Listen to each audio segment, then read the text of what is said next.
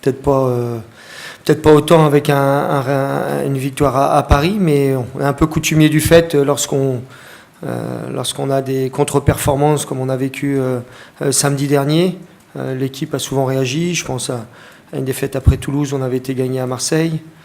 Donc on sait qu'on est capable, mais après on n'est pas sûr de le réussir à chaque fois. Ce qui est important, c'est que dans la difficulté, dans l'adversité, parce que après la finale c'était très difficile, il y a une unité au sein du groupe et au sein du club qui nous a permis d'être aujourd'hui costaud et de pouvoir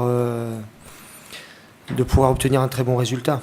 Donc cette solidarité au sein du groupe et au sein du club a été importante, vu les pressions qu'on subissait de l'extérieur, justifiées d'ailleurs. Et voilà. C'est un peu une bouffée d'oxygène pour vous, cette victoire face à Paris ? Ouais, c'est un soulagement parce qu'on a besoin de points pour le maintien et puis on avance moyen de match. Mais assurer le maintien ici à Paris, c'est une belle et grande satisfaction. À la mi-temps, vous attendiez à quoi? Qu'est-ce que vous dites à vos joueurs? Vous allez presser, ça va être... Oui, on savait que Paris allait redoubler d'efforts et avec le banc de touche qu'ils ont, qu'ils avaient encore des armes encore plus fortes pour nous faire plier. Nous, on avait l'intention de bien défendre et d'essayer, comme en première mi-temps, d'avoir des occasions comme a eu Ola. Le 3-1 nous aurait empêché de vivre une fin de match stressante. Mais bon, il fallait être extrêmement rigoureux défensivement et attentif, et ce qu'on a été. On a eu moins le ballon, on a eu moins la capacité de garder le ballon en deuxième mi-temps, mais je pense que c'est forcément dû à la qualité de Paris.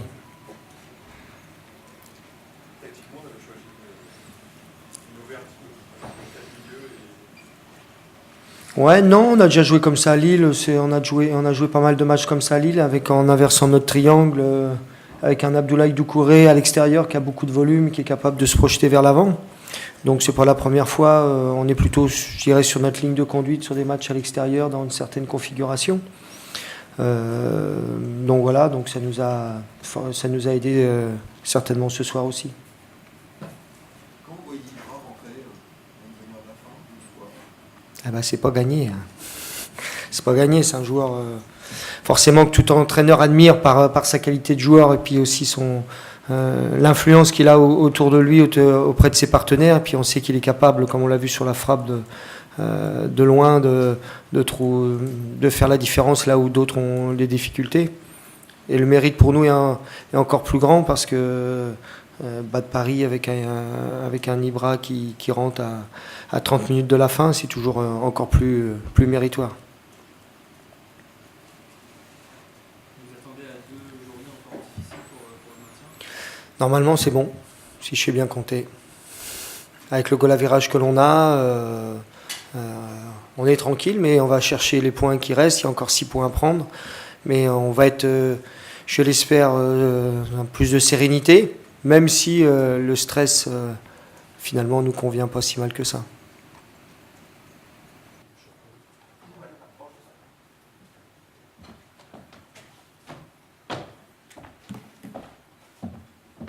allez, go.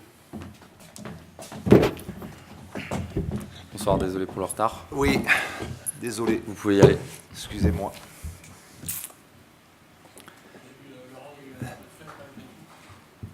Oui, mais je pense qu'il y aura aussi une fête peut-être plus importante et plus organisée contre Montpellier, je pense. Donc voilà, il y a eu quelques joueurs qui se sont montrés très très bons après le match dans les vestiaires pour faire des bêtises. Donc voilà, ça fait partie de la joie que l'on a quand on obtient un titre de champion. Donc c'était pas organisé, c'était ponctuel, mais c'était bien à vivre. Voilà. Cette défaite, elle vous frustre un peu Pardon ? Cette défaite, elle vous frustre un peu puisqu'il y a quand même le titre, ça peut être une belle soirée pour Paris. Oui, mais je pense que le principal de la soirée, ou comme vous dites vous-même, ce qu'il faut retenir de la soirée, c'est le titre. Alors, je suis déçu de la défaite. Voilà, je vous le dis franchement, je suis déçu. J'espère qu'on va marquer quelques points de plus d'ici la fin du championnat. pour battre le record de points en Ligue 1. Je pense que cette équipe-là, avec le championnat qu'elle fait, mérite d'être dans le livre des records du nombre de points de Ligue 1. Mais pour cela, il faudra rester un petit peu concentré et marquer des points à Lille et contre Montpellier. Ça ne sera pas évident, comme vous le savez. Comme ça n'a pas été évident d'attaquer le match avec la discussion d'avant-match. Et en pleine discussion d'avant-match, on apprend que Monaco a fait 1-1 et qu'on est champion, juste avant de jouer. Donc voilà. Mais l'analyse globale, il faut la faire sur tout le championnat, sur les 10 mois de compétition. Et sur les 10 mois de compétition, il y a beaucoup de louanges à faire aux joueurs, au staff technique et au staff médical. Donc, et aux dirigeants aussi, parce que quand on attaque une saison, même si on met beaucoup de moyens, on n'est jamais sûr du résultat, il n'y a pas de garantie de résultat. Donc bravo à tous. Oui. Ça, vous le verrez, oui. Vous le verrez dans peu de temps. Mais maintenant que le titre est acquis, je tenais quand même à mettre un petit peu les choses au point. Je pense que cette prolongation de contrat, alors c'est peut-être moi qui ai fait une erreur de communication, mais je m'étais dit, et je le maintiens, je suis assez têtu sur ça, que tant que les objectifs n'étaient pas atteints, il était pour moi hors de question de prolonger. Même s'il y avait eu des discussions avec le club, même s'il y avait eu des accords au préalable avec le club. Bon, ça vous ne le saviez pas. Le seul problème, c'est que quand vous partez dans tous les sens, vous affirmez des choses qui ne sont fausses. Très fausses. Donc voilà, c'est peut-être ma faute, mais je pense quand même que le travail de journaliste, avant d'affirmer certaines choses, il faudrait quand même vérifier vos informations. Parce que j'ai entendu vraiment des choses qui sont fausses, quoi. Pardon ? Comme quoi j'exigeais certaines choses avant de signer, comme quoi je demandais un team manager, comme quoi j'exigeais certaines choses, je trouvais que mon salaire n'était pas assez élevé. J'ai entendu plein de choses. Bon, bref. Toujours est-il que c'est dit, je voulais vous le dire. Et passons à une autre question. Voilà. C'est tout.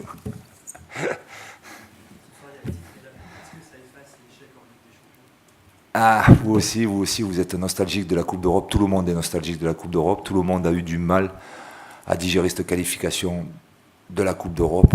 Mais croyez-le, même si c'est une compétition que le PSG et que nous-mêmes on veut gagner dans l'avenir, on n'a pas de garantie là-dessus.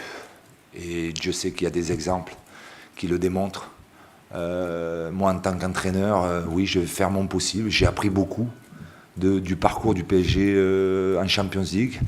Il me faut retenir beaucoup de choses. Je n'ai pas dû certainement faire les meilleures choses, puisque si j'avais fait les meilleures choses, on se serait qualifié.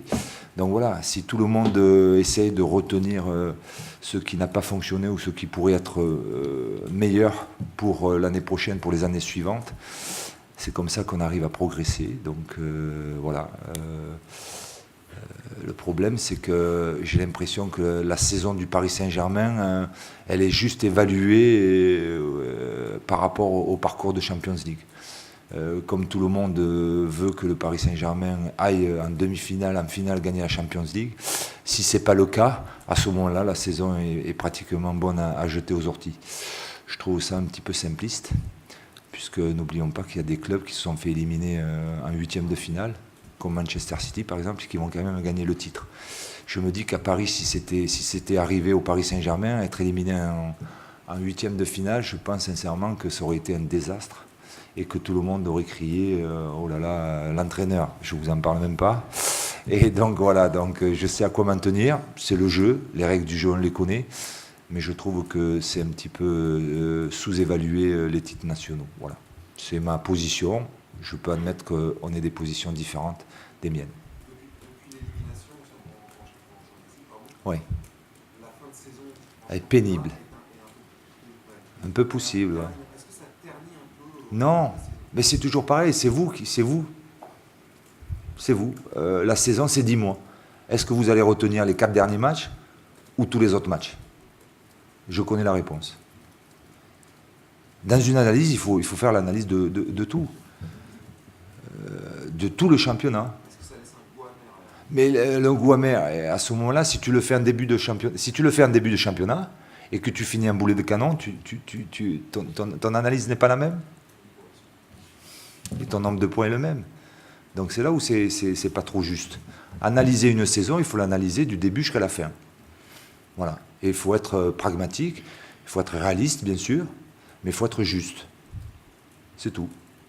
Quelles sont les images fortes que vous gardez de cette saison? Il y en a beaucoup. Si on y réfléchit un petit peu, on en trouvera des images très précises. Moi, il y en a une qui me, après un début de saison, pour en revenir au début de saison, on commence par 2 nuls. On commence à avoir la pression, surtout l'entraîneur, bien sûr. On va à Nantes, on n'est déjà pas très bien. Donc voilà, on se demande si l'entraîneur va rester très longtemps, s'il n'a pas préparé ses valises. Donc voilà, ça commence déjà à chauffer un petit peu. Mais je crois que dans la saison, on a bien sûr rectifié le tir, on a fait une bonne préparation physique.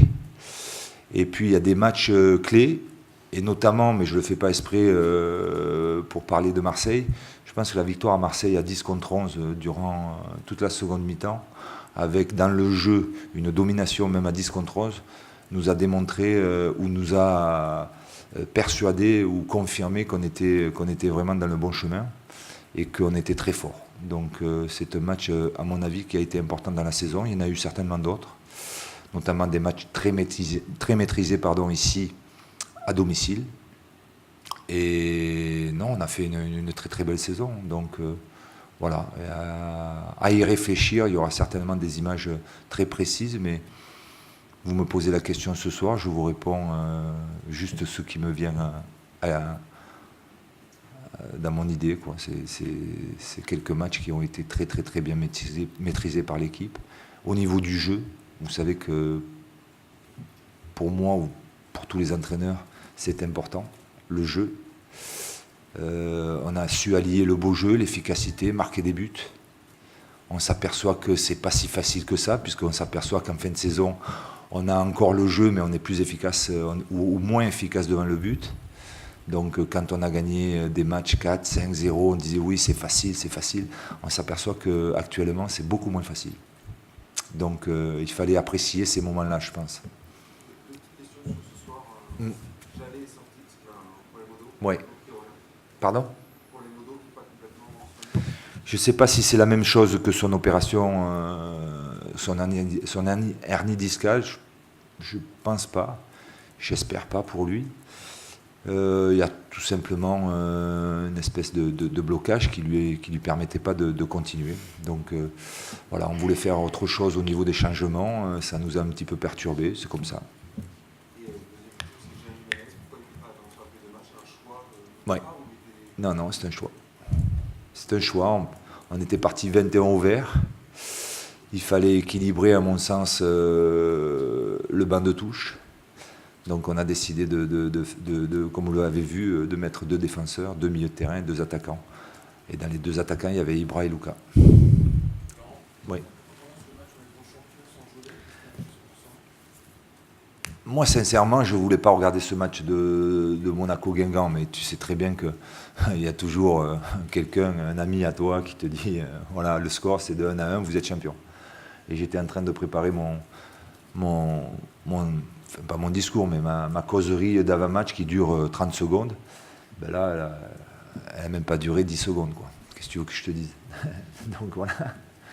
Mais voilà, je pense qu'en première mi-temps, sur ce match-là, on a bien attaqué le match durant 20-25 minutes. Et après, on est retombé dans nos travers en faisant beaucoup trop de passes non efficaces. Et puis en deuxième mi-temps, devant le fait accompli, on a essayé d'attaquer. On a pas mal joué en deuxième mi-temps, je trouve. Malheureusement, contre une équipe très regroupée qui jouait son maintien aussi. On n'a pas su concrétiser, on a manqué un petit peu de performance devant le but. Voilà. Laurent, où est-ce que vous situez ce titre par rapport à celui de Bordeaux en hiérarchie personnelle? Non, mais c'est pas la même. C'est la même satisfaction, certes, pour un entraîneur et un staff technique. Bordeaux, c'était le premier. Donc on dit toujours qu'on se souvient des premières fois, plus que les deuxièmes, les troisièmes et les quatrièmes fois. Celui-là, je l'apprécie parce que au début du championnat, tout le monde pensait que voilà, Paris champion, on pouvait mettre n'importe quel entraîneur, Paris allait être champion. C'est peut-être vrai d'ailleurs, hein, c'est peut-être vrai. Mais j'en suis pas convaincu quand même. Il faut aller gagner les points, il faut donner une identité de jeu, il faut mettre en place une philosophie de jeu avec des grands joueurs. Il faut les convaincre, il faut discuter avec eux. Il y a parfois des moments de tension. Voilà, l'entraîneur du Paris Saint-Germain, c'est pas le mec qui choisit les 11 noms et qui dit jouez comme vous voulez et gagnez. Ça serait trop simple. Donc je sais qu'il y en a qui pensent que les joueurs font tout. Oui, les joueurs font tout, les joueurs sont importants, mais le staff technique, à mon avis, est important aussi. Dans les bons moments comme dans les mauvais. Voilà. Ouais.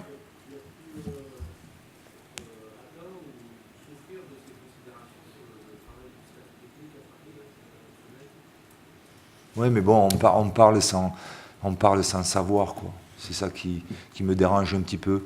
Je pense qu'il y a beaucoup de jalousie. La jalousie est un vilain défaut. Ça, c'est mon père qui le disait, il avait raison. Ça finit toujours par de la méchanceté, la jalousie. Donc voilà. J'ai pas ce défaut-là, j'en ai d'autres, mais j'ai pas ce défaut-là. Dieu merci. Et puis, il faudrait venir au Paris Saint-Germain, voir un petit peu comment on travaille. Si vous pensez que